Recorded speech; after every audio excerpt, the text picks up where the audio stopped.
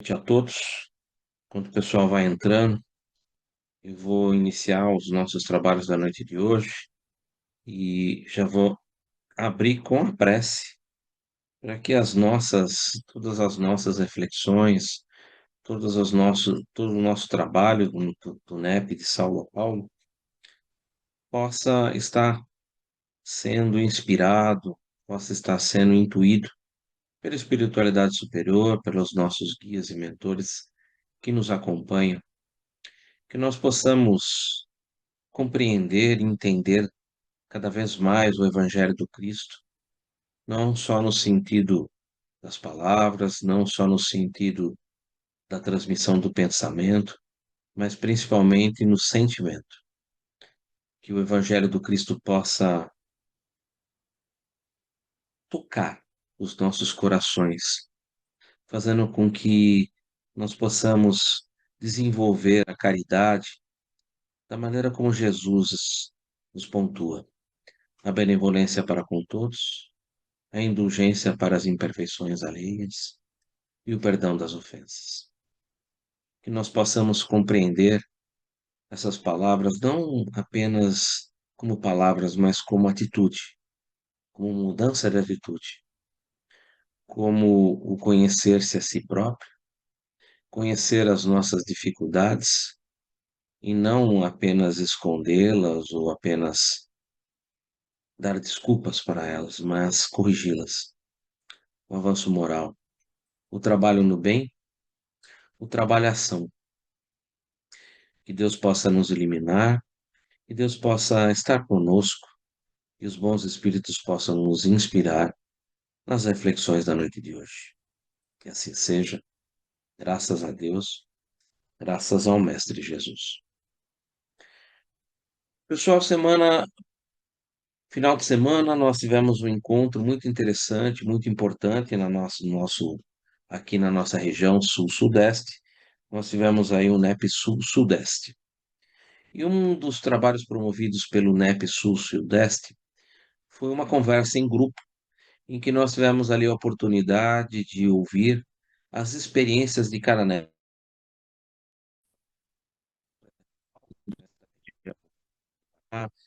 A região que envolve. Espera um pouquinho que eu estou com um problema de conexão.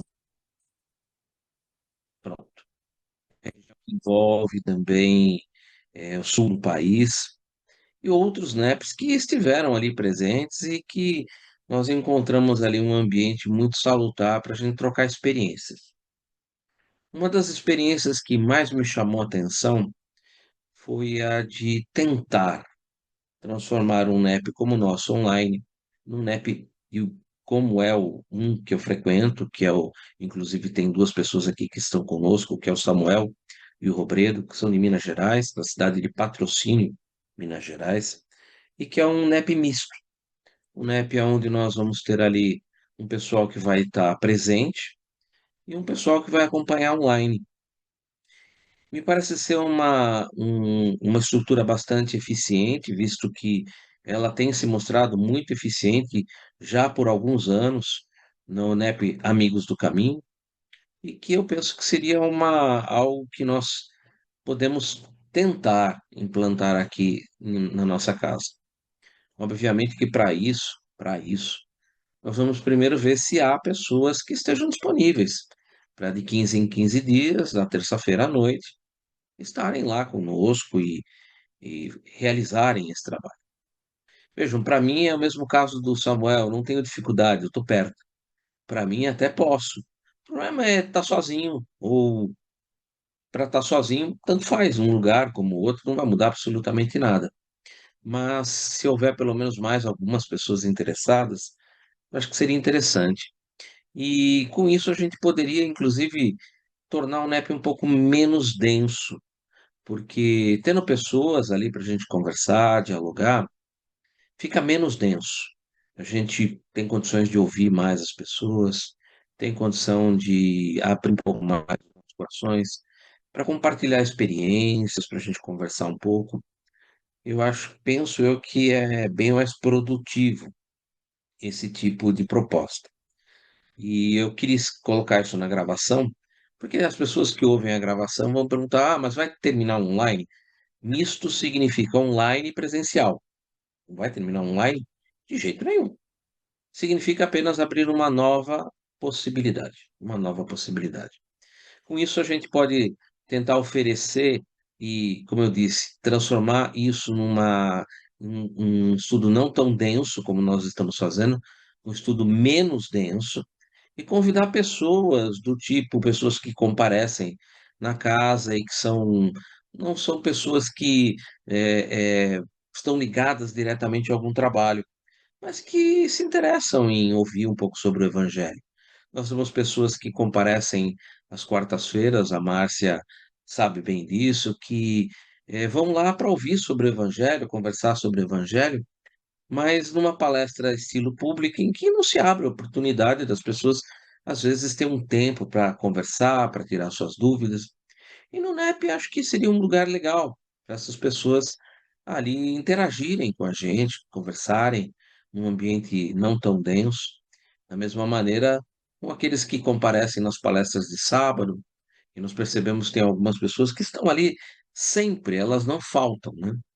E entra ano, sai ano, elas seguem ali o Evangelho segundo o Espiritismo, que é o que nós seguimos nas nossas palestras. E a gente pode abrir um espaço para conversar sobre um tema, para falar sobre um tema, e convidar essas pessoas também para interagirem conosco, né? Fazer com que realmente a gente possa dar um passo além daquilo que a gente está fazendo, né? Porque o nosso trabalho hoje de estudo, ele é um pouco denso, eu reconheço, ele é muito denso. E por ele ser bastante denso, eu percebo que as pessoas, elas têm pensado o seguinte: ah, eu não estou conseguindo acompanhar, não estou conseguindo entender, para que que eu vou lá? E é isso que a gente não queria. A gente queria que a gente pudesse oferecer alguma coisa que pudesse, de certa maneira, aplacar corações, trazer um ensinamento mais do dia a dia, tornar algo mais palatável. E eu penso que seria uma possibilidade. É, a coordenação do NEP de São Paulo pelo CETRELV, na verdade, ela foi destinada pela nossa, vamos dizer assim, a nossa, não posso usar a palavra chefe, porque quem tem chefe é Timurguindo, né? Mas a nossa coordenadora dos estudos espirituais e pedagógicos, que é a Ana Lúcia, ela direcionou isso para a Márcia, que está aqui com a gente, e me colocou como segundo nessa relação, porque todos os trabalhos que são realizados lá no CETRELV, sempre a gente tem alguém que é o coordenador e tem alguém que está ali para suprir as necessidades, para ajudar nos trabalhos. Então, quando da formação do núcleo, a Ana chegou para mim e falou: olha, eu vou deixar isso na mão da Márcia, porque eu já tenho outras coordenações, eu coordeno um grupo de desobsessão, coordeno um grupo de evangelho nos sábados, coordeno um grupo de estudo e desenvolvimento que se dá às quartas-feiras, ou seja, eu já tenho 3 trabalhos, e colocar mais um quarto trabalho não seria ideal. O ideal é que a gente pudesse, inclusive, até falei para ela que a minha intenção é que mais futuramente eu fique só com 2 trabalhos no máximo, e um deles eu delegue a uma outra pessoa, porque a gente tem pessoas qualificadas dentro da casa e a gente tem que oportunizar para essas pessoas se desenvolverem, né? Então, eu preciso conversar um pouco com a Márcia depois, mas essa seria a nossa ideia. Eu queria deixar isso gravado no início, né? Exatamente porque, como eu disse, as pessoas às vezes assistem a gravação e vão perguntar: não vai ter mais gravação? Sim, continuar tendo gravação. Vai continuar sendo online? Sim. Pessoal de patrocínio, por favor, continue nos apoiando. Emília, Juliana, Sati, Nivaldo, todos que vocês que quiserem acompanhar online, vai ser online do mesmo jeito. A única coisa que, em vez da gente usar esse fundo de tijolos, a gente vai deixar a sala aberta e vai mostrar as pessoas que estão ali na sala, junto conosco, presencialmente, como nós fazemos aos sábados para quem frequenta e para quem acompanha o estudo do livro O Consolador. Então, vai ser exatamente a mesma situação, mas volto a dizer, é ainda um projeto. Eu preciso verificar com a Márcia se ela acha que isso é viável e não só ser viável, a gente precisa convidar as pessoas e verem se há pessoas interessadas em estarem ali presentes na terça-feira. Havendo essas pessoas, não vejo nenhum problema. Como eu disse, a casa tem a sala aberta na terça-feira e ela não é utilizada para nada, então nós podemos utilizar sem nenhum problema. Márcia, por favor. Boa noite a todos. Eu não participei do momento, porque eu estava em outras atividades, mas vai ter um fechamento, nós vamos receber um fechamento da dinâmica que vocês fizeram. Acho que teve até é, pergunta e resposta para responder, não teve? Teve, né? Tem, Aí e depois pelo que foi falado, depois ia ser publicado isso num site, em algum lugar. Isso ia vai ser ser publicado, publicado. e ia ter um link para acessar, e ia ser divulgado também antes do fechamento do WhatsApp, né? Ia ser publicado isso. Então, tá. Mas você sabe que me ocorreu agora, sim, e é lógico. Isso tudo é questão de ser conversado com todos, tem que conversar com a diretoria da casa, enfim. Mas o que o pessoal da própria coordenação leva para nós é que tudo que tem o presencial é mais dinâmico, mais participativo. Isso é normal, né? Olhando para o Robredo e para o Samuel agora, sabe o que me ocorreu? Por que não fazer no sábado, no horário do Consolador? Fazer um sábado consolador e um sábado nep, já que é uma opção assim, não sei, mas lógico, tudo isso tem que ser conversado com o grupo, porque eu sei que o consolador também é um grupo que está ali já coeso há bastante tempo, mas de repente alternar o próprio estudo. Peraí, que abriu o portão da minha garagem, meus cachorros estão lá fora. Só um minuto. Ele está abrindo e fechando o portão. Não sei se estão com dificuldade de entrar. A dela é muito boa. E por mim tem aprovação, entendeu? A gente tem um estudo desse livro, O Consolador, que esse livro está sendo estudado há 3 anos e 4 meses. Eu Então sei. já tem um bocado de tempo e a gente está ainda praticamente um pouco além da metade. Não vejo nenhum problema demorar, em vez de demorar mais um ano e meio para terminar, demorar mais 2 anos não vai mudar nada no final das contas. E, de qualquer forma, um sábado vai estar fazendo uma coisa, outro sábado vai estar fazendo outra. Não vejo nenhum problema nisso. A gente só precisa verificar se há pessoas que desejam neste horário, porque é um horário que não é um horário muito agradável, das 17 às 18 horas. Ver se há pessoas que têm interesse em ficar na casa nesse horário para acompanhar esse curso. A Havendo, gente pode conversar e ter duas alternativas, essa uma e um outro dia, uma outra alternativa, né? Que aí a gente vai conversar, ver se é de terça, ver se é de quinta. Mas assim, olhando para o Robredo e para o Samuel, me veio isso na cabeça agora. Juliana, por favor, sinta-se à vontade. Hoje a gente vai abrir essa primeira parte exatamente por isso que isso está sendo gravado, né? Para deixar as pessoas depois e verem as propostas, né? E aí a gente vai no próprio grupo de WhatsApp colocar, olha, ouvimos as Fazer pessoas uma enquete, né?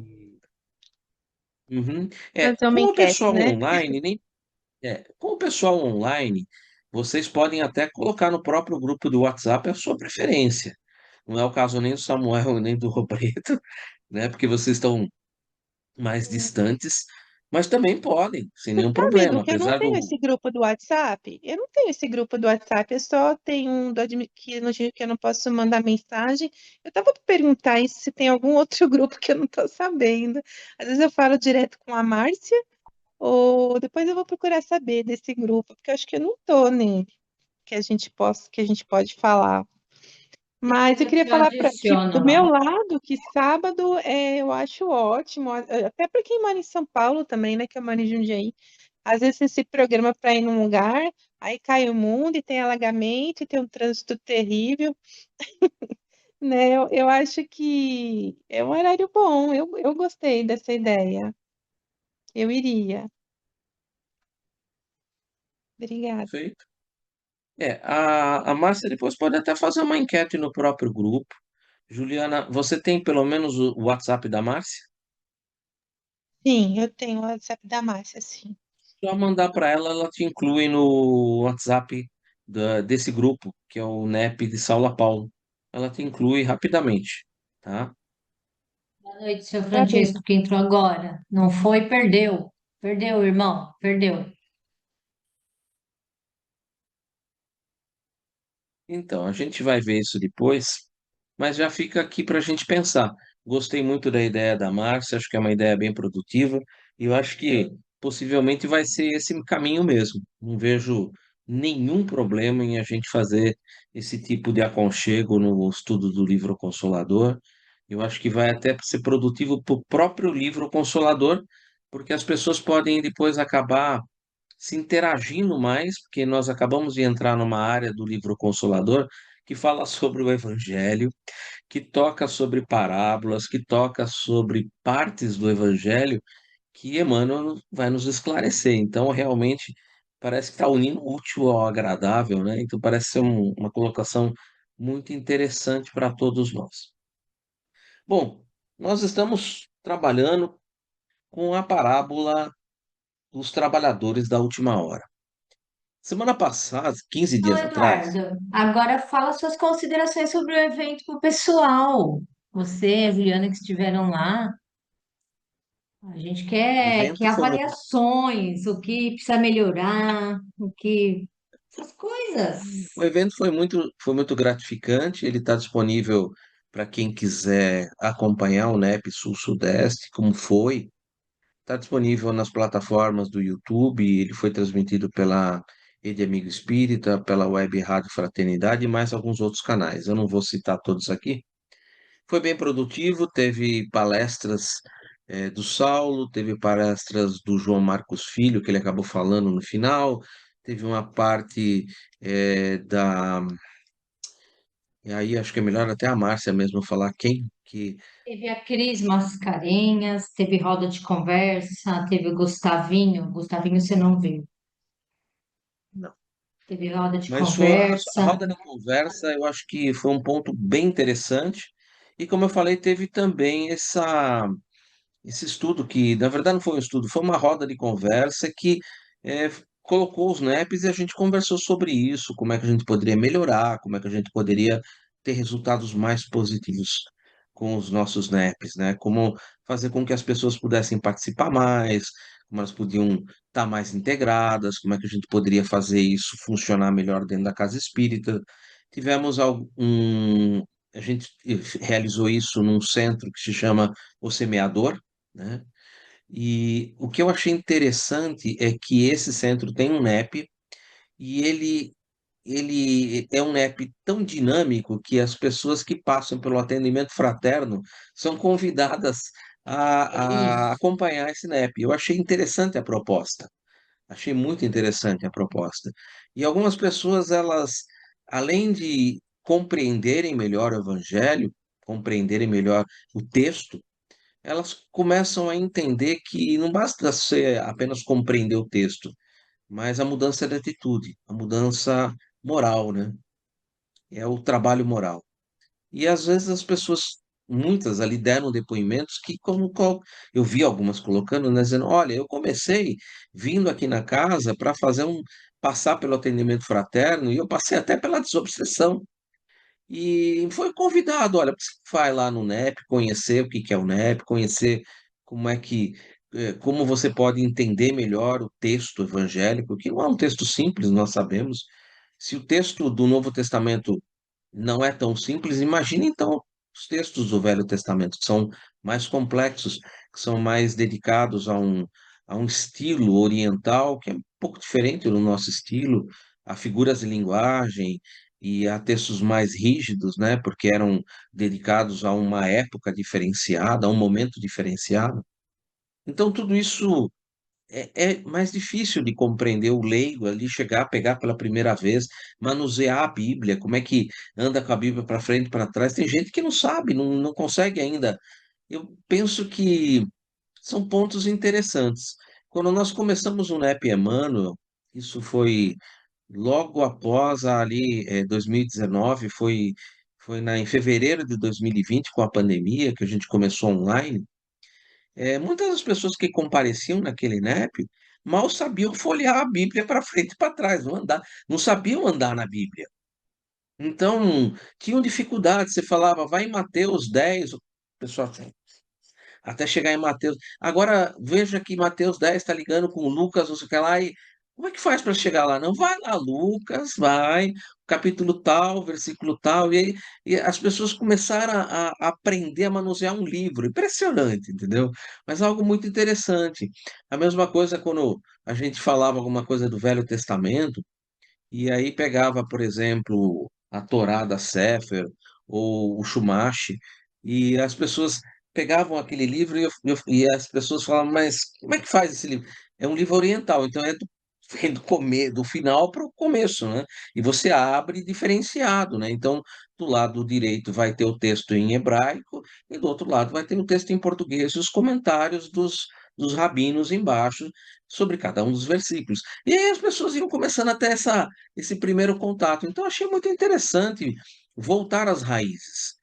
E principalmente nesses primeiros momentos, a gente aproveitar as pessoas que estão chegando, às vezes, e dar para elas essa oportunidade de sentir um livro, de ver como esse livro pode ser tratado, como esse livro pode ser estudado.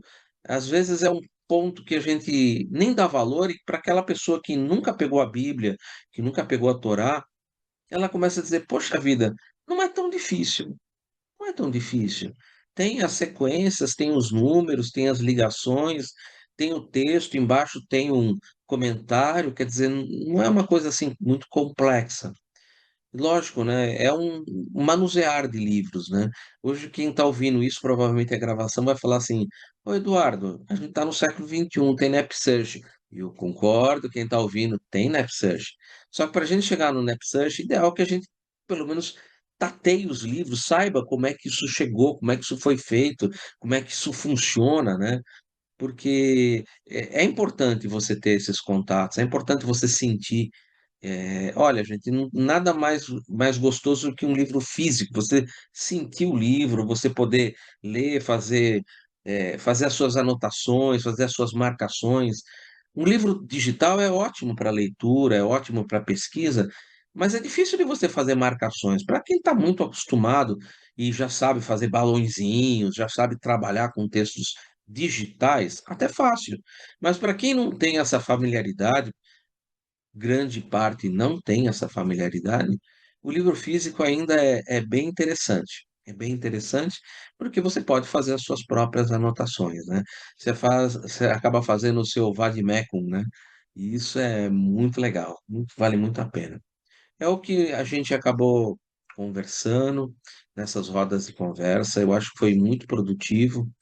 E penso eu que logo deve acontecer aí os NEPs, os encontros dos NEPs aí da região central, onde vai ter Minas Gerais, vai ter provavelmente ali todo o Triângulo Mineiro, vai ter provavelmente Bahia, toda aquela região vai se encontrar exatamente para estabelecer essas conversas. E, gente, vale muito a pena. Quem puder comparecer, quem puder estar nesses grupos, eu acho que colher os pensamentos e agregar constrói muita coisa. Bom, falado sobre isso, acho que a gente pode hoje pelo menos falar um pouco e dar mais um pouco, caminhar um pouco mais. Semana passada eu comentei um pouco sobre trabalho-ação e trabalho-serviço. E essa é a pedra fundamental, né, de toda a estrutura dos trabalhadores da última hora, né? A gente comentou muito sobre isso, né? O trabalho-ação como aquele trabalho que muda o mundo, e o trabalho-serviço, que é a proposta do Cristo, né? Que é o dar de si próprio, que é o dar o passo além, que é caminhar a segunda milha. Esse trabalho-ação, desculpa, esse trabalho-serviço, é aquilo que Jesus propõe nessa parábola. Essa parábola é um convite ao trabalho-serviço. É um é uma forma de dizer para você que o trabalho-ação é importante. Ele não deixa nunca de ser importante. Isso nós conversamos há 15 dias atrás de uma maneira muito forte. Isso é importantíssimo, porque o trabalho-ação muda o mundo. Agora, mudar as pessoas e desenvolver gratidão, desenvolver paciência, desenvolver sensibilidade, desenvolver resignação, desenvolvimento de virtudes propriamente ditas, elas vêm do trabalho-ação, do trabalho-serviço, do servir, do dar de si mesmo, né?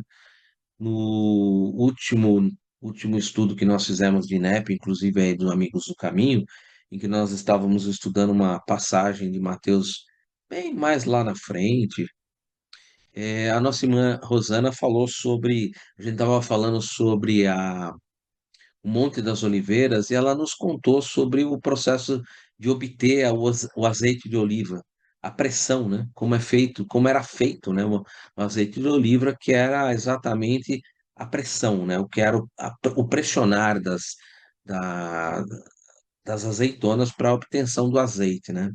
E essa pressão, esse trabalho-ação é que na ação da pressão é que você conseguia ali extrair o azeite, que é o que fornece a luz, né? Por isso a candeia, né, ela é alimentada por essa luz, por esse azeite, que é proveniente do trabalho-ação. O trabalho-ação lhe gera a luz, ele concede a nós, né, espíritos imortais, exatamente a luz, o brilho da nossa luz, né? Brilhe a vossa luz diante dos homens, para que vejam as vossas boas obras. Ou seja, as obras são necessárias, o trabalho-ação no mundo é necessário, porque nós somos os braços e as mãos de Deus que operam no mundo, para que o mundo possa também evoluir e crescer como nós. Afinal de contas, ainda aqui não é o reino dos céus, né? Ainda não, mas um dia vai ser. Quando esse mundo um dia chegar a um mundo celeste, ele vai ser o reino dos céus aqui, certamente, né? Por enquanto, ele ainda não é, mas para ele chegar lá, é necessário muito ação no mundo. Mas há também a necessidade da trabalho-serviço, que é o trabalho que muda as pessoas, que faz com que você possa se desenvolver moralmente, para que você possa realmente ser um verdadeiro espírita. Caminhando então um pouco para o dia de hoje, eu falei que eu ia apresentar um comparativo sobre essa parábola no Velho Testamento e a parábola como ela é contada por Jesus. E eu fiz alguns slides. Na verdade, eu não posso dizer que esse trabalho é propriamente dito meu, tá? Porque é um trabalho que foi desenvolvido há quase 3 anos atrás, 2 anos e 11 meses, e foi 2 anos e 11 meses. Nós estávamos ainda num processo pandêmico ainda, finalzinho do processo pandêmico, e foi desenvolvido pelo Saulo, em um estudo que a gente realizou, inclusive, sobre essa parábola, ligando essa parábola também a uma outra parábola, lá no capítulo 18, né? Que é exatamente a parábola que abre o capítulo 18. Deixa eu só pegar aqui. Eu acho importante a gente não deixar nada em aberto, que é o muitos os chamados e poucos os escolhidos, que é a parábola do festim de bodas, que inclusive Kardec, quando termina essa parábola, fala para a gente lá, olha, volta lá no capítulo 18 e dá uma olhadinha na parábola do festim de bodas. Por que que ele pede para fazer isso? 15 dias atrás, eu até já comentei isso, né? Porque a parábola do festim de bodas, ela é uma parábola que trabalha mais com o trabalho-ação no mundo.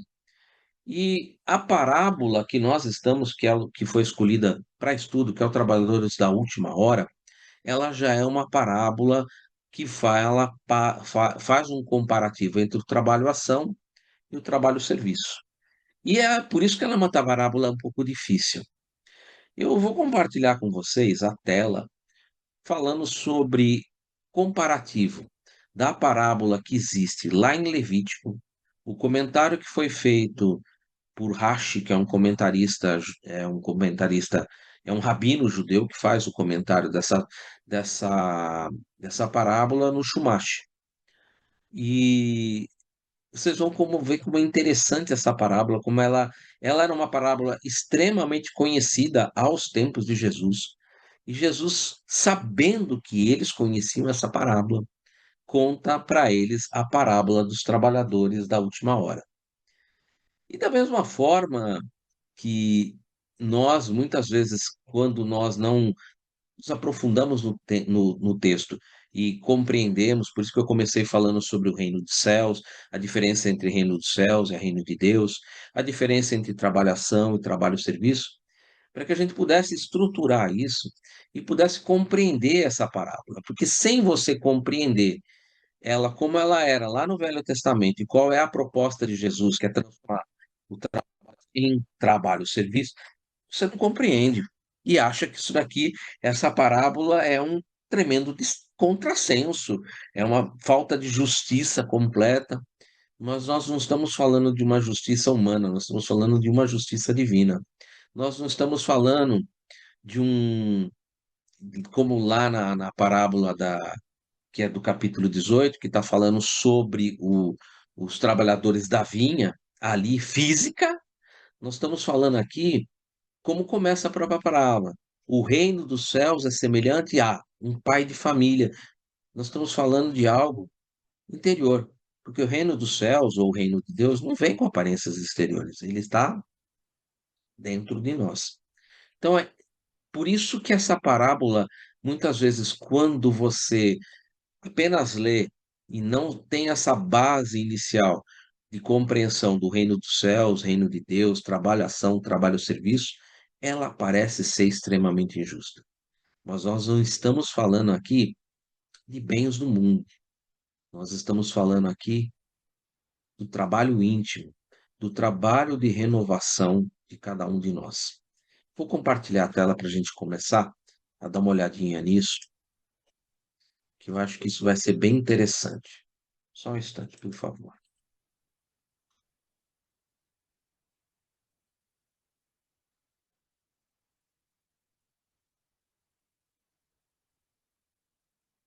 Estou aqui apanhando. Não deveria apanhar, né? Mas estou apanhando. Peraí.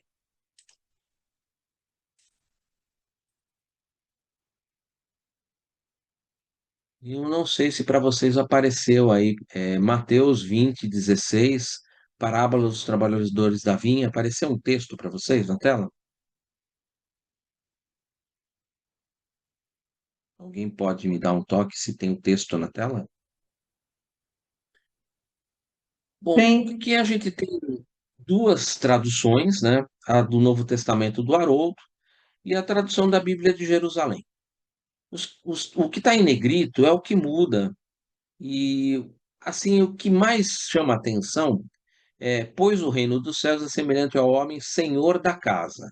Essa tradução é a tradução do Haroldo Dutra e a tradução da Bíblia de Jerusalém, do João Ferreira de Almeida, pai de família. Eu, sinceramente, gosto mais da ideia do pai de família.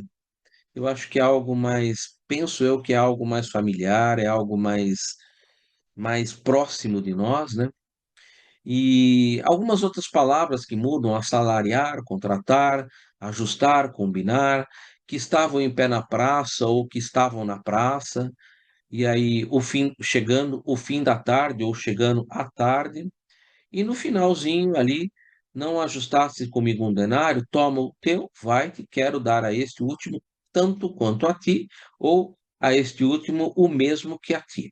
Ou seja, as diferenças são realmente muito pequenas, muito pequenas. Vou ver se eu consigo. Trocou o slide? Na troca do slide, na verdade, eu só trouxe aqui a parábola completa. Porque até agora a gente conversou só sobre o capítulo 21, o 20, versículo 1 e o 20, versículo 2. E a minha ideia hoje é dar um passo além, é caminhar um pouco mais. E aí eu pretendia, de certa maneira, trabalhar com a parábola de uma maneira geral. Por quê? Se eu não ler a parábola de uma maneira geral, como é que eu vou poder comparar essa parábola como ela era contada lá no Velho Testamento? Então, a proposta seria ler a parábola de uma maneira geral. E aí, pois o reino dos céus é semelhante ao homem, senhor da casa, que saiu ao raiar do dia assalariar os trabalhadores para a sua vinha. Nós já falamos quem era o senhor, quem era o que era a vinha, quem são os trabalhadores, por que assalariar, por que o mesmo denário. A gente já estudou isso na semana retrasada, há 15 dias atrás, então todas as figuras elas já são conhecidas. Depois de ajustar com os trabalhadores um denário por dia, os enviou para sua vinha. Nós já falamos onde é a vinha, o processo reencarnatório, já falamos porque cada um recebeu um denário, por que é contratado um denário, tudo isso aí foi comentado há 15 dias atrás, então está na gravação. Eu acho que não tem necessidade de a gente rever, porque senão fica algo repetitivo. E tendo saído, por volta da terceira hora, viu outros que estavam de pé na praça, desocupados. E disse a esses: Ide vós também para a vinha, e o que for justo vos darei. E eles foram. Novamente, saindo por volta da sexta e nona hora, procedeu da mesma forma. Tendo saído por volta da 10ª hora, encontrou outros que estavam de pé e disse para eles: Que ficastes de pé aqui o dia inteiro desocupados? Eles lhes dizem: Porque ninguém nos assalariou. E ele lhes diz: Ide vós também para a vinha. Chegando ao fim da tarde, o senhor da vinha diz ao administrador: Chama os trabalhadores e paga-lhe os salários, começando dos últimos até os primeiros. Vindo os da 10ª hora, receberam um denário cada um. Vindo os primeiros, pensaram que receberiam mais, todavia, também eles receberam um denário cada um. Ao receberem, murmuraram contra o senhor da casa, dizendo: Esses últimos ficaram só 1 hora, e tu os fizestes iguais a nós que carregamos o peso do dia e o calor ardente? Em resposta, disse um deles: Companheiro, não estou sendo injusto contigo. Ajustastes comigo um denário? Toma o teu e vai-te. Quero dar a este último tanto quanto a ti. Complicado, né? Porque é uma resposta dura, né? Vai-te, né? É como se dissesse, não entendeu o processo, então volta para a vinha, volta para a vinha. Não me é lícito fazer o que quero com o que é meu? Ou teu olho é mau porque sou bom? Assim os últimos serão os primeiros, e os primeiros serão os últimos. Com relação ao versículo 20 e 16, ele vai ser o objetivo possivelmente do nosso próximo encontro, que possivelmente vai ser um encontro em que a gente vai encerrar os nossos estudos dessa parábola dos trabalhadores da vinha. Mas eu queria apresentar para vocês como era a parábola, era antes de Jesus contar a parábola dos trabalhadores da vinha, narrar a parábola dos trabalhadores da vinha, como era essa parábola. A, con- a concepção na época de Jesus. Vejam que lá no cantinho em cima eu até deixei aparecendo Saulo, porque esse material não é meu. Esse material foi um material que foi desenvolvido pelo Saulo e ele emprestou o material para que a gente pudesse utilizar. Foi um material que nós utilizamos há praticamente há 3 anos atrás e é um material bastante rico porque é um material que a origem dele foi muito certificada, ou seja, tudo que está sendo apresentado aqui é algo foi verificado, está precisamente correto, está dentro daquilo que se espera para um estudo de INEP, de um material sério, material sério. A concepção na época de Jesus, ou seja, quando Jesus chegou ali há 2000 anos atrás, como era, né? Havia a previsão dessa era messiânica. O que era a previsão da era messiânica? O Roland Barthes. Era a previsão de que, em um momento oportuno, o Messias estaria entre nós. Todos os profetas ali do Velho Testamento, a grande maioria dos profetas, Zacarias, Jeremias, Isaías, faziam uma previsão da presença do Messias entre nós. Então, existia essa ideia ali já totalmente concebida por todos da vinda do Messias. E dentro de um dos livros que compõe a Torá, que é o Levítico, no capítulo 26, versículo 9, tem uma passagem que diz o seguinte: Voltar-me-ei para vós e vos farei crescer e multiplicar. E esse texto continua. Esse texto Porque quando você estuda a Torá, principalmente, é de cunho dos rabinos sempre fazerem perguntas para que o sentido possa se tornar cada vez mais sólido, que seja algo compreensível, que seja algo que possa ser perceptível e concebível. E a pergunta que eles faziam é: por que voltar-me-ei? Porque perceba o seguinte: voltar-me-ei para vós e vos farei crescer e multiplicar. Deus falando isso. Voltar-me-ei para vós e vos farei crescer e multiplicar. Lembrando que aqui a mensagem é uma mensagem que está contida na Torá, e a Torá, logicamente, é tida como as instruções recebidas por Moisés diretamente de Deus. Vamos deixar essa condição sempre como uma condição da época e necessária. Nós estávamos vivendo ali dentro de uma teocracia. E dentro de uma teocracia, todos os mandamentos, vamos dizer assim, as relações humanas e as relações entre as pessoas eram pautadas, todas elas, num regime teocrático, que recebia todas essas instruções através daqueles que se conectavam com Deus e por eles eram recebidos. Por isso mesmo, aquela reunião dos 70 sobre a tenda, onde eram ali permitido o uso dos dons proibidos. Era exatamente sob a tenda, pelos 70, que se recebiam todas essas mensagens. E aí, quando você fala assim, voltar-me-ei para vós. Por que voltar-me-ei? A pergunta é bem justa. Porque se Deus é onisciente, onipresente. Se alguém que é onisciente, por que ele precisa voltar para ver alguma coisa? Percebe? É algo que suscita a perguntar, né? Eu me voltarei para longe de todos os meus assuntos para sua recompensa. Essa é um comentário, né, que é feito por Rashi sobre o versículo 26:9 e que está em Shumash Gutmink, que é o volume do Levítico, né? Qual a analogia aqui? A história de um rei que contratou alguns trabalhadores e que ensinava a Torá Kohanim.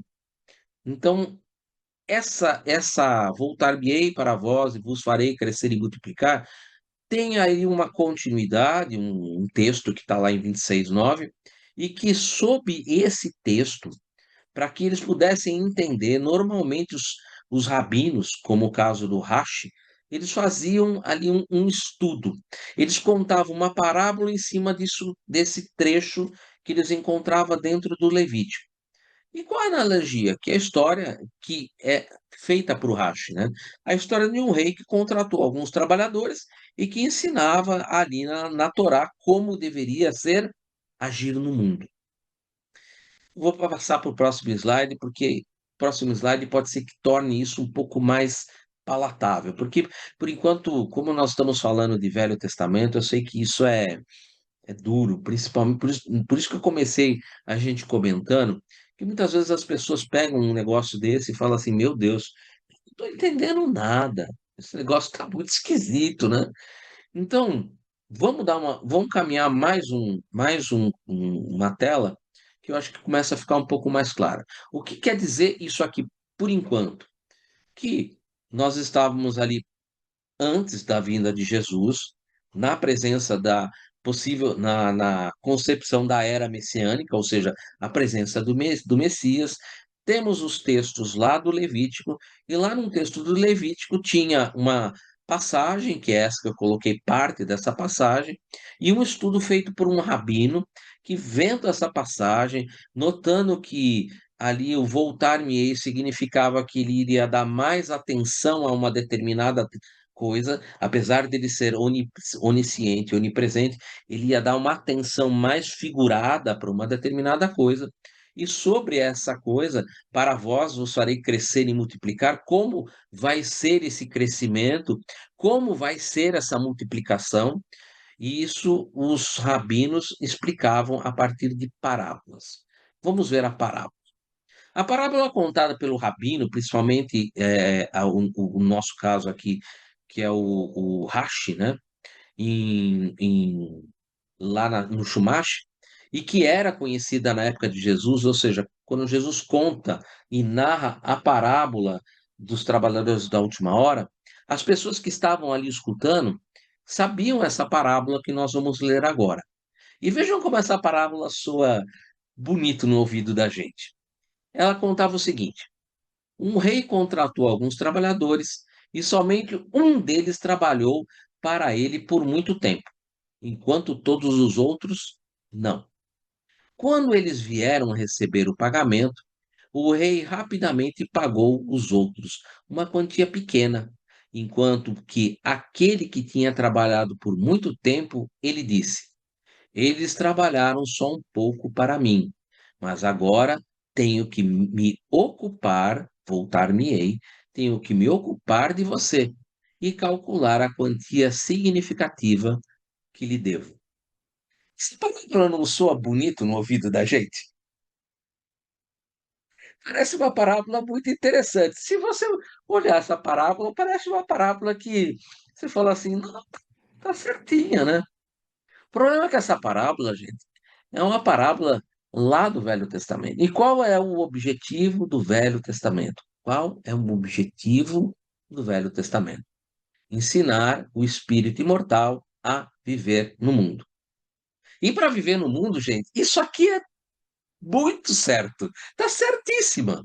As relações no mundo, as relações de troca, as relações de trabalho, as relações de convívio, isso aqui está perfeito. Isto atende àquilo que se propõe, que é a vida no mundo. O objetivo de Moisés não era, primeiro de tudo, tirar o povo do politeísmo e trazer para o monoteísmo. Primeiro ponto. Segundo ponto, destruir a idolatria, porque a idolatria escraviza as pessoas. Segundo ponto importante. E terceiro ponto, fazer com que o ser humano pudesse progredir e pudesse, de conformidade, começar a trabalhar no mundo, trabalho-ação, para que pudesse mudar o mundo e pudesse também fazer com que as pessoas pudessem crescer um pouco no trabalho-serviço para a vinda do Messias. O Messias ia dar o que ele coloca mesmo? Eu não vim destruir a lei. Ou seja, ele iria fazer exatamente a comutação do trabalho-ação do trabalho-serviço. Ele iria mostrar essa mudança de paradigmas em que, lá no Velho Testamento, por exemplo, qual é o primeira lá em Êxodo 20, né? Êxodo capítulo 20, onde tem lá o decálogo, né? Eu sou o Senhor teu Deus que te tirou da terra de da escravidão. Não terá diante de mim outros deuses, ou seja, monoteísmo.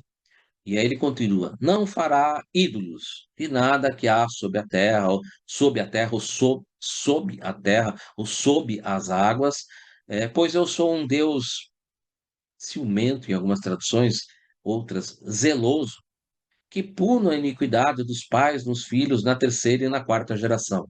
Por que não colocou na segunda, né? Porque não dá para ser reencarnação de si próprio, né? Dá para ser neto ou bisneto, né? Mas filho, né? Filho de si próprio não dá, né? Então não dá para ter punição na segunda, por isso terceira e na quarta geração. Aí já trazia uma ideia que era ainda muito elementar sobre o processo reencarnatório. A ideia do êxodo no Levítico era tão terrena que um dos mandamentos que é muito comum é honrarás teu pai e tua mãe para quê? Para que tenhas na terra, para que tenhas na terra longos dias que o Senhor Deus te dará na terra. Ou seja, as coisas eram muito terrenas, era algo muito, era aprender a viver no mundo, aprender a se relacionar com as pessoas, a se relacionar com os bens materiais, a circular os bens materiais, a fazer com que esses bens materiais pudessem, de alguma maneira, fazerem as pessoas trabalharem, produzirem no mundo e, ao mesmo tempo, começar a abrir os primeiros sulcros da compaixão, da misericórdia, mas são os primeiros sulcros que iriam trabalhar sobre a resignação, que iriam trabalhar sobre o perdão, que ainda era assim algo complexo, porque a misericórdia ainda não implantada, o perdão ele existia, mas ele era muito circunscrito, devido à lei ser muito rígida. Jesus é quem abre essa ação da misericórdia para que a ação da misericórdia possa cobrir a multidão de pecados. Então percebe que aqui essa parábola, para a época, para a primeira revelação, ela é perfeita. Ela é perfeita. Agora vejamos um comparativo entre a primeira parábola e a segunda parábola. A primeira parábola, ela começa assim: um rei. Já Jesus, quando conta a parábola dos trabalhadores da última hora, ele não coloca como um rei, ele coloca um pai de família. Já aqui existia um certo diferencial, principalmente se você pensar pelo seguinte: a grande maioria dos judeus esperava o Messias como um rei que vinha instituir o reino dos céus aqui na terra e que instituía esse reino montado num cavalão, como um exército romano, ia botar para quebrar, ia botar o reino dos céus para funcionar aqui. E a ideia não era essa. Tanto que a gente vê a entrada triunfal, como é que foi feita, montada sobre um jumentinho, e exatamente para mostrar que o reino dos céus, ele não ia ser implantado dessa maneira, né? Se a vossa justiça não a exceder a dos escribas e dos fariseus, jamais entrareis no reino dos céus. Não adianta ter a justiça punitiva. Você precisa ter a justiça que ofereça a oportunidade de reparar, de recomeçar. Essa era a mudança tangencial. Por isso, um pai de família. Por isso mesmo, Jesus tratava a Deus como Abba, papai, ou paizinho, né? Então, a ideia de uma parábola e de outra era exatamente para mostrar: olha, nós precisamos aqui começar a perceber que um pai, ele não é como um rei. Um pai ama profundamente seus filhos, um pai se preocupa. Um pai deseja que o seu filho deseja o melhor, a melhor escola, o melhor ensinamento, as melhores pessoas, que ele possa ter condições de crescer, de evoluir. Um pai quer ter um filho próximo dele, orbitando em sua volta. Então, é diferente da ideia do rei. Percebem que aqui já é um ponto de chamar a atenção deles. Opa! Já o próximo versículo contratou muitos. E na outra, que ele contra, da mesma maneira. A contratação, ou seja, todos são chamados. Todos são chamados, mas poucos são os escolhidos, mas todos são chamados. Na primeira, ele não especifica o tempo em que foram contratados. Já na do que nós temos, que é o Trabalhadores da Última Hora, ele sai na madrugada, na terceira, na sexta, na nona e na 11ª hora. Ou seja, aqui, naquele ponto, não havia uma ideia ainda de ação temporal interna. Aqui, já na parábola que Jesus conta, ele está falando sobre o tempo de cada um, o amadurecimento de cada um. Se vocês lembrarem, há uma passagem de Jesus que ele fala assim, quando que ele está ali fazendo a sua pregação, e uma mulher cananeia, ela fica admoestando, ela fica chamando a atenção de Jesus, que ela diz o seguinte, como é que ela fala mesmo? O senhor, mestre de Davi, me ajude, né? Porque minha filha está em casa doente, né? E ela admoestava, ela falava, chamava Jesus como o senhor Davi, né? Me ajuda, que minha esposa está em casa doente. Tanto que os discípulos foram conversar com Jesus, né? Se podiam dispensar aquela mulher, né? E Jesus vai e fala: não, deixa que eu mesmo vou dispensá-la, né? E ele chega para ela e fala assim: mulher, eu não vim senão para as ovelhas desgarradas da casa de Israel. Não convém dar aos cachorrinhos a comida que se dá aos seus senhores. Traduzindo isso em uma linguagem mais, para a gente ficar um pouco mais palatável, ele disse para elas o seguinte: olha, eu vim para essas pessoas, para esse grupo de judeus, que já está nesse tempo propício para receber as revelações, para receber as informações que eu venho trazer para eles. Vocês ainda estão fazendo de conformidade com o que vocês sabem. Essa ideia dos cachorrinhos e dos senhores era uma ideia comum aos tempos de Jesus. Os senhores eram considerados aqueles que já tinham o conhecimento da lei de Moisés. E aqueles que eram os cachorrinhos é que agiam ainda de maneira instintiva, sem conhecimento da lei. Então, tirando essas figuras de linguagem, é como se dissesse para ela: olha, de vocês, a gente não está nesse momento, não é o teu momento ainda. Não é o teu momento de eu solicitar isso de você. E ela respondeu para ele de uma maneira tão bonita, né? Que ela diz assim: senhor, eu não vou traduzir isso, né? Até mesmo os cachorrinhos vivem das migalhas que caem das mesas dos seus senhores. Tradução disso, né? Que ela não estava preocupada com o que Jesus estava trazendo para eles, que já conheciam a lei, mas que não estavam aplicando ela, estavam aplicando apenas no trabalho-ação e não no trabalho-serviço. Mas que ela se contentava apenas com aquilo que eles estavam desprezando, aquilo que elas não queriam, e que para ela aquilo já era o suficiente. A fé dela já se alimentava precisamente daquilo que estava sendo desprezado por eles. Tanto que Jesus fala para ela, né, mulher, grande é a tua fé. Vá para casa que a tua filha está curada. Sair na madrugada, na terceira, na sexta, na nona e na 11ª hora, significa exatamente os momentos que cada um tem a sua boa vontade e oportunidade. Eu estou no mundo espiritual e peço uma oportunidade. Ela não vai acontecer de imediato. Agora, eu demonstrando boa vontade, demonstrando compromisso, demonstrando comprometimento com com esse processo reencarnatório, com essa vinda para vir, essencialmente, em algum momento, essa oportunidade vai se transfigurar. E você vai ter essa oportunidade e vai conseguir vir aqui exatamente para colocar em prática tudo aquilo que você aprendeu lá no mundo espiritual. Ter- Madrugada, terceira, sexta, nona, 11ª hora, pouco importa quando seja a oportunidade. Importa é que quando você tenha essa oportunidade, você realmente transforme o trabalho-ação em trabalho-serviço. Que você realmente consiga ir um passo além. Ou seja, como é que é o reconhece-se o verdadeiro espírita? Como é que Kardec coloca isso lá no, acho que é no capítulo 17, item 4, né, que ele coloca, reconhece-se o verdadeiro espírita pela sua transformação moral e pelos esforços que fazem domar as más inclinações. Percebam que transformação moral, mudança de atitude, mudança de trabalho-ação para trabalho-serviço, desenvolvimento de virtudes, perdão, indulgência, caridade conforme descrita por Jesus, benevolência para com todos, indulgência com as impressões alheias, perdão das ofensas, trabalho no bem incessante, dar de si próprio.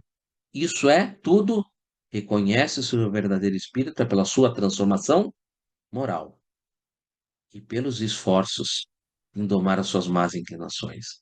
Os esforços vêm depois. Primeiro, a transformação moral. Porque a transformação moral é que realmente vai fazer mudar as pessoas e vai fazer você mudar de atitude.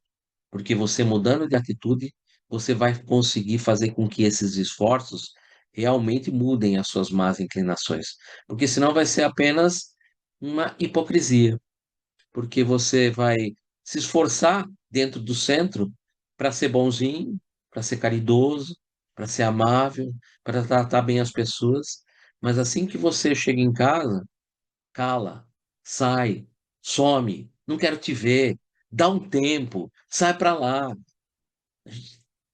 Calma, existe uma necessidade primordial pelos esforços em domar as suas más inclinações, ela precisa inicialmente o desenvolvimento moral. Na primeira parábola, não combina salário. Já na segunda, combina com os primeiros que foram chamados. E ele fala sobre o denário. A gente já comentou sobre isso, né? Que esse denário, ele é igual para todo mundo. Por que que ele é igual para todo mundo? Porque no mundo espiritual, quando você faz o seu projeto encarnatório, todos nós vamos ter aqui na Terra todos os meios necessários para que a gente possa conseguir alcançar os nossos objetivos. Agora, como é que a gente vai fazer? Como é que a gente vai usar esses meios que nos são ofertados para que a gente possa fazer realmente ali o verdadeiro espírito, o esforço da transformação moral e o trabalho da edificação do bem? Como é que a gente vai usar isso? A gente pode usar só para angariar mais recursos materiais, mais trabalhação, continuar do mesmo jeito, chegar lá do outro lado, pagadinho, andou 1 milímetro, e o pessoal fala para você, volta de novo para a vinha, né? Vai-te de novo para a vinha, porque tinha tudo na sua mão, mas infelizmente usou para só multiplicar bens, só para fazer trabalho-serviço, trabalhação, e não fez nada do trabalho-serviço, né? Então, isso combina com os primeiros, os chamados, ele combina e o denário serve para pagamento para todos, né? Na primeira, quem faz o pagamento é o rei. Da época, né? O rei soberano é que faz o pagamento. Já na segunda, os servos fazem o pagamento. Por que que fazem no segundo, na segunda, os servos fazem o pagamento? Porque Jesus ele veio nos dizer uma coisa que é muito, muito séria. Deus ajuda a criatura através da criatura. Por isso é que os servos fazem o pagamento na segunda parábola. Na primeira parábola, a ideia do soberano Deus, do soberano rei do universo, essa ideia do rei era que o rei iria trazer o benefício para todos os mundos, era o rei que iria interagir diretamente no mundo e sobre as pessoas. E não é isso. O trabalho-ação é que muda as pessoas. E se é o trabalho-ação que muda as pessoas, Deus ajuda a criatura através da criatura. E é exatamente por isso que são os servos que fazem o pagamento na segunda parábola. Já no versículo para paga primeiro aos que trabalharam menos, já no outro também paga primeiro aos que trabalharam menos, da mesma maneira, e dirige-se a um dos que trabalharam muito, dirigindo-se também a um dos que trabalharam muito, e aí é que vem a finalização. Indica uma quantia grande devida aos que trabalharam muito. Comum à época da primeira revelação, comum ao trabalho no mundo, imaginando-se que era um rei soberanamente justo, soberanamente bom, um rei que era um estado teocrático de direito, um rei que determinava as leis, que determinava a ação no mundo, e por isso mesmo a ação no mundo justificava que quem muito trabalhava no mundo ia ter muito, mas no mundo. E a ideia não era essa. E Jesus ele vem dar um up, ele vem trazer uma consequência do espírito imortal. Qual foi a principal função da encarnação de Jesus aqui na Terra? Nos patentear de forma patente, de forma inexorável, a imortalidade da alma. Todo o trabalho de Jesus ele foi pautado principalmente na formação, na identificação clara da imortalidade da alma. Esse foi o objetivo primordial.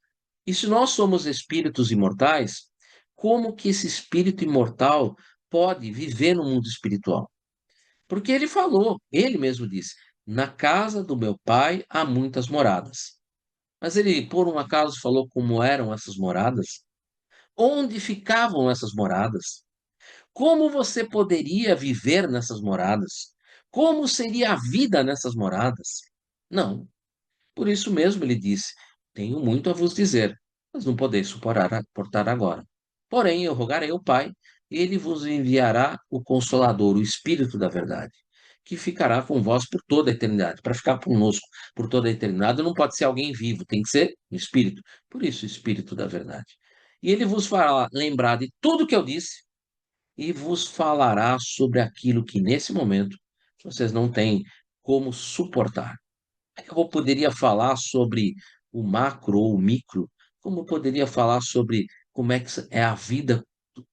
Ele patenteou, ele nos tornou de maneira patente a imortalidade da alma, sem dúvida nenhuma. Mas como é a vida no mundo espiritual? Isso caberia à doutrina espírita. Indica a quantia grande devida aos que trabalharam muito. Já Jesus fala, indica a mesma quantia aos que trabalharam muito e diz, vai-te aos primeiros, aqueles que reclamaram. A mesma quantia, por quê? A ideia do trabalho-ação, outra ideia do trabalho-ação é mudar o mundo. Mas a ideia do trabalho-serviço e dar de si próprio, de desenvolver o perdão, a misericórdia, a indulgência, a pureza de coração, a resignação, a resiliência, todo esse desenvolvimento de virtudes, isso não tem preço. Isso é conquista pessoal de cada um. E por isso a parábola começa lá. O reino dos céus, ou o reino de Deus, é semelhante a um homem, a um pai de família. O reino dos céus. Nós não estamos falando aqui mais de um rei, não estamos falando de vida no mundo, nós estamos agora falando de vida no mundo espiritual. É aquela mesma ideia de que André, nos seus livros, fala muitas vezes de um bônus hora, mas que em nenhum desses livros ele fala qual é o valor do bônus horas, porque não tem valor. Esse bônus hora é exatamente, esse bônus hora, essa quantia hora, é exatamente igual para todo mundo, porque é algo que você adquire e que é algo pessoal, intransferível, que constitui o desenvolvimento moral, que constitui exatamente aquilo que Kardec coloca. Reconhece-se o verdadeiro espírita pela sua transformação moral e pelos esforços que fazem domar suas más inclinações. É esta transformação moral, é essa transformação moral que vem do trabalho serviço no mundo e que faz com que você possa fazer a sua luz brilhar. É aquela história que a gente já comentou há uns dias atrás, quando nós falamos sobre um livro que, inclusive, a Márcia até comentou e colocou no grupo, que era o livro Voltei, do Frederico Figner, que era a vida, né, do Frederico Figner, né? E ele fundou o Centro Espírita, distribuiu cesta básica, só que ele chegou no mundo espiritual, ótimo, trabalhação, bom, foi recebido por Bezerra de Menezes, foi bem recebido. Só que ele não tinha luz nenhuma, porque ele tinha muita trabalho-ação realizada no mundo. E muda o mundo, ajuda as pessoas, mas não dá de si próprio. Não é aquilo que vem do interior do coração, não é aquela abnegação, né? Que tem que sair de dentro para fora. E essa abnegação é a única forma de você fazer brilhar a vossa luz. E ele compreende isso, principalmente no livro. Eu não quero aqui estragar o livro, mas lá no final do livro, quando ele está sempre muito entristecido porque ele não tem luz nenhuma, né?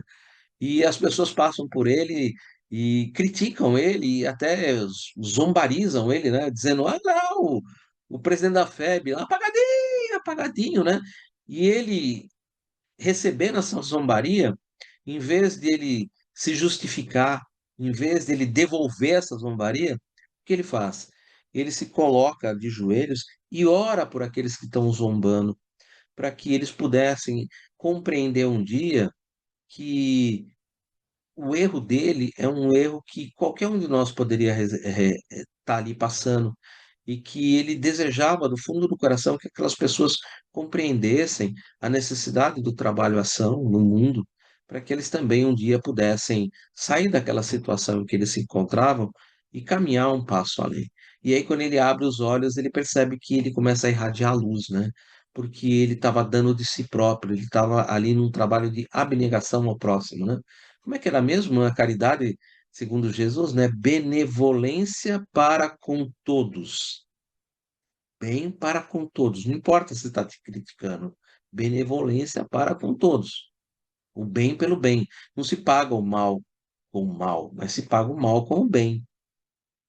Indulgência para as imperfeições alheias. Estão zombando, estão criticando, porque não, porque, desculpa, são ignorantes.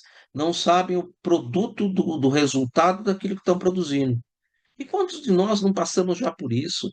Zombaria, crítica.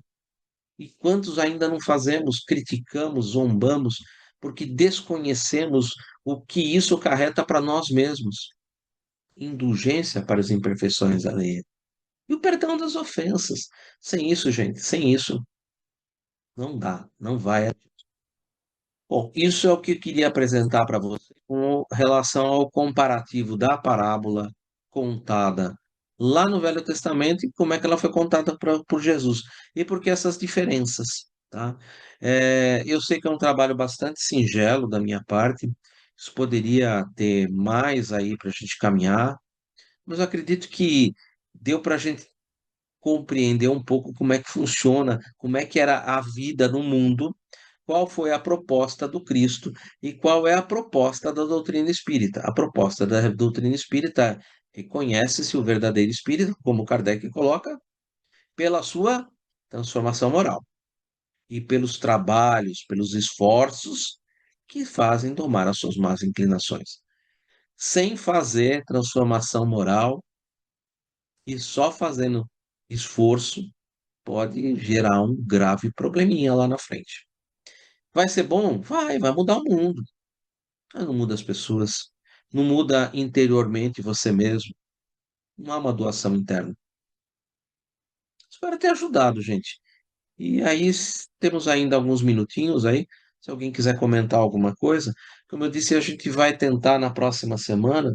Eu quero ver se na próxima semana eu encerro essa parábola, exatamente para a gente já, quando começar um próximo estudo, já tentar fazer esse estudo misto, se possível no sábado, como a gente está aqui estudando, vendo essa possibilidade, quem sabe no sábado, mas eu acho que o estudo misto, e não tão profundo, tá? Esse negócio de ficar pegando coisa lá no Velho Testamento, de ficar pegando passagem lá, que nem a da mulher cananeia, para ficar tirando pedacinho lá, traduzindo, a gente vai fazer isso um pouco mais de leve, para que as pessoas possam estar ali com a gente, caminhando junto, e sem assim falar: meu, não consegui entender nada que o Eduardo falou, pô, esse cara deu uma voada. Não, não.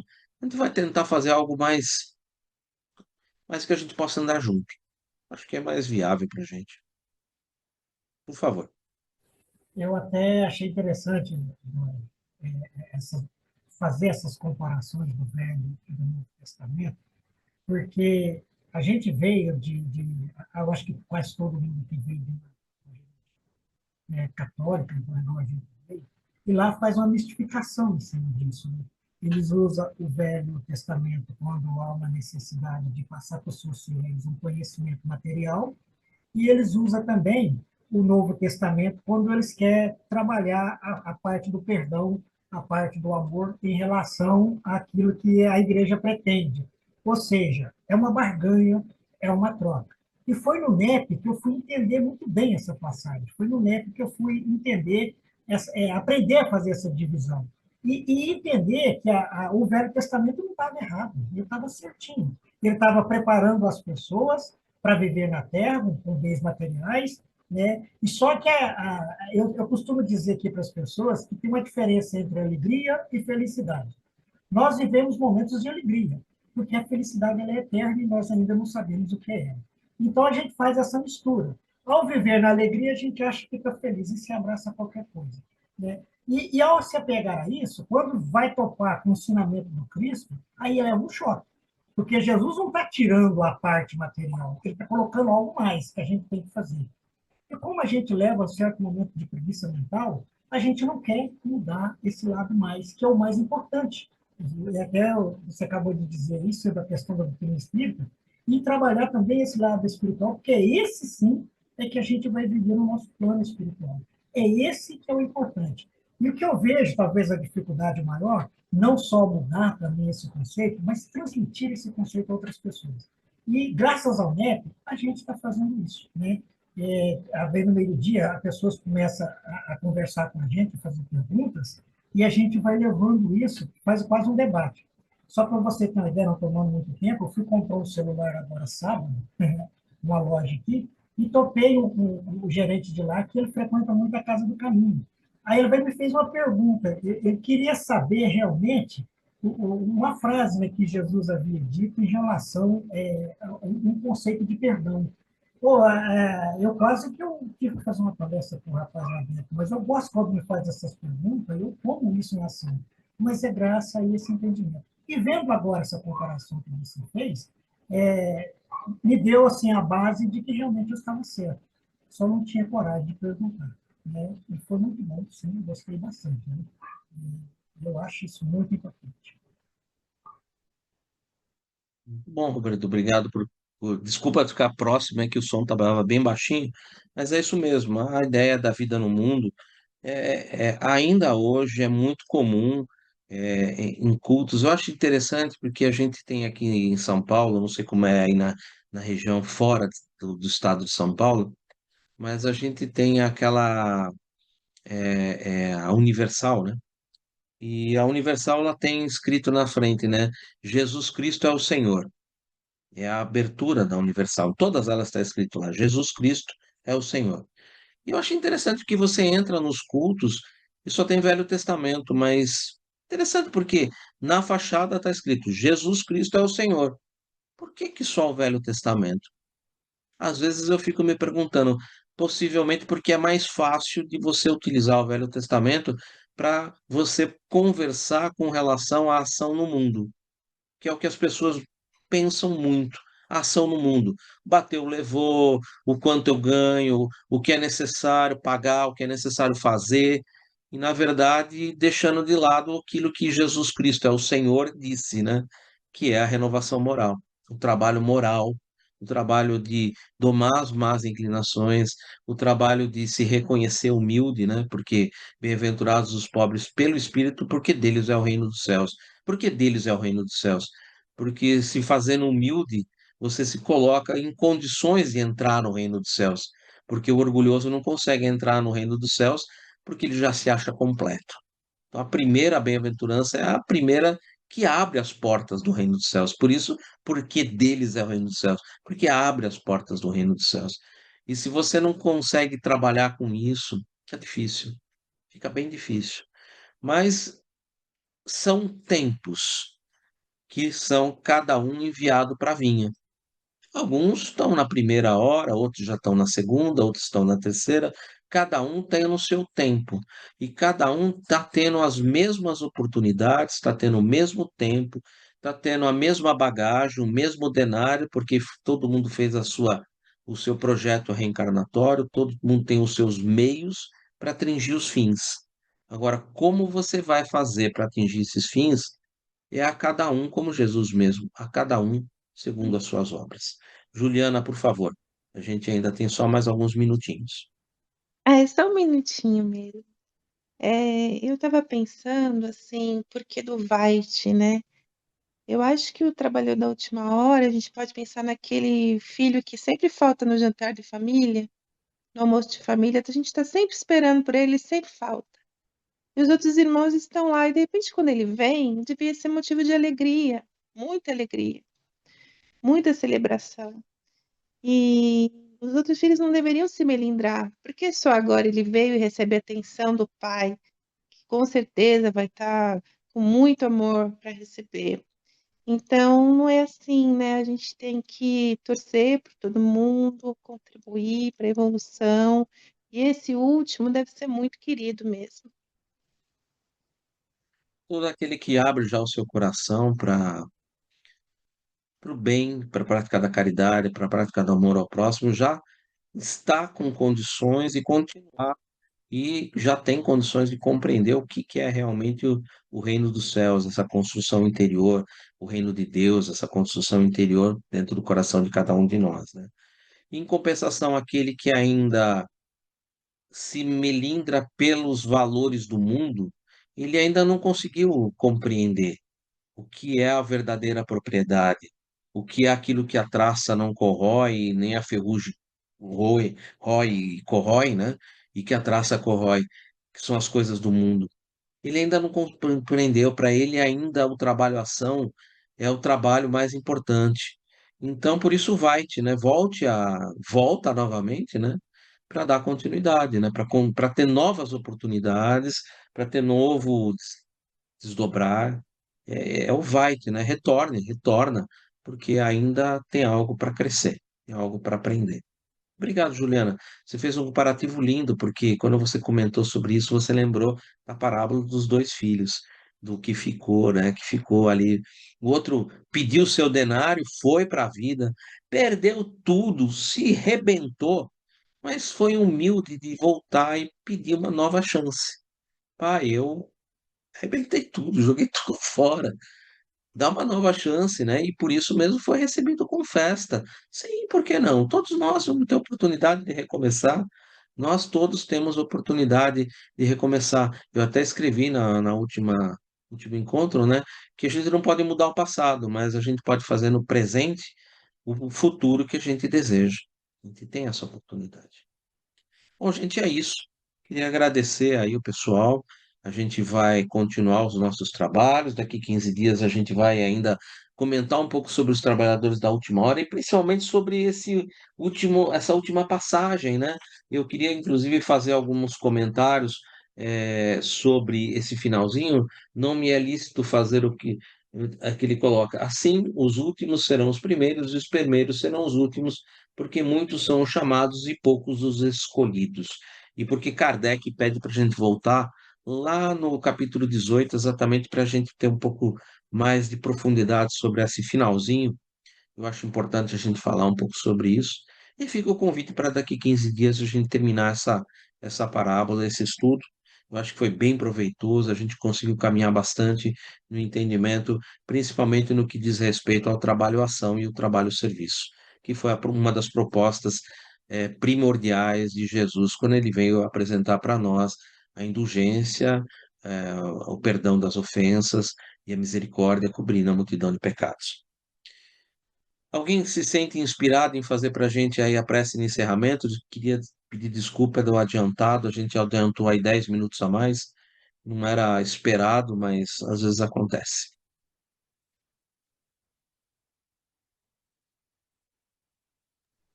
Eu faço.